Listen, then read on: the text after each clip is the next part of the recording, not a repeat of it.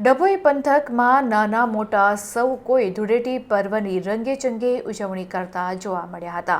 વર્ષોની પરંપરા મુજબ ડભોઈ પંથકમાં રંગોત્સવનો ઉત્સાહ ચરમસીમાએ જોવા મળ્યો હતો, જેમાં નાના બાળકોથી લઈને વડીલો સુધી સૌ કોઈ ભક્તિ અને આનંદના રંગે રંગાયા હતા।